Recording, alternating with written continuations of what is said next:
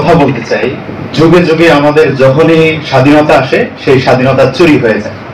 ৭১-এর স্বাধীনতা এসেছে, আওয়ামী লীগ চুরি করে নিয়ে চলে গেছে। আবার ২৪-এ স্বাধীনতা এসেছে, কেউ কেউ আবার সেটাকে চুরি করার অপচেষ্টা করছে। আমার এক বড় ভাই বলেছেন যে আসলে এখানে শুধুমাত্র ছাত্র জনতাই আন্দোলন করেছে এমন নয়।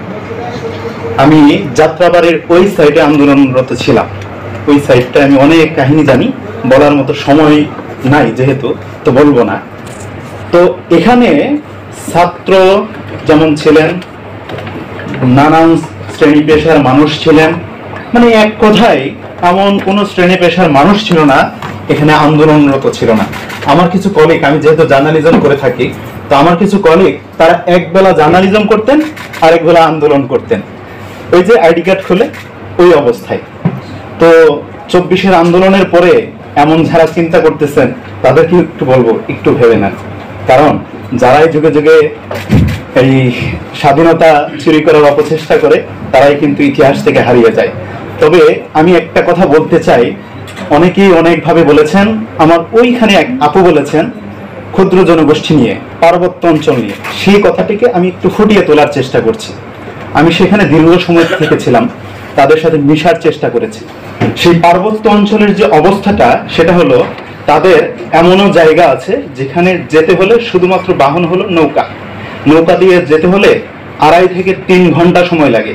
সেখান থেকে যদি আবার একজন মানুষ, সাধারণ সব থেকে বেশি সমস্যা যেটা হয় প্রেগনেন্সির বিষয়টা, যদি কোনো নারী সেখানে প্রেগনেন্সি মানে সমস্যা হয়ে থাকে, তাকে হসপিটালাইজড করার জন্য যদি সেখান থেকে আনতে হয়, তাহলে সেটা অনেক সময় সাপেক্ষ বিষয়। এখানে সব থেকে বড় মোটা দাগে যে সমস্যাটা দাঁড়িয়েছে সেটা হলো চিকিৎসা, শিক্ষা, অর্থনীতি, যোগাযোগ ব্যবস্থা। এই ৪টি বিষয়। এখানে আমি আরেকটা বিষয় এখানে যুক্ত করতে চাই।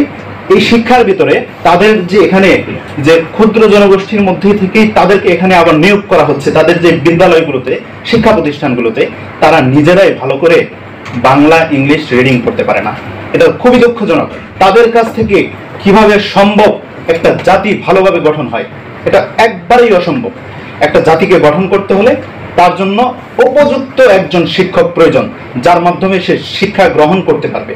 তাই ওখানে যারা মানে কর্মরত থাকেন, বিশেষ করে বাংলাদেশের একটা মানে কথা, খুব একটা পাবলিশড একটা কথা আছে, সেটা হলো কিছু হলেই বলে তোমাকে কিন্তু বান্দরবনে পাঠিয়ে দেবো।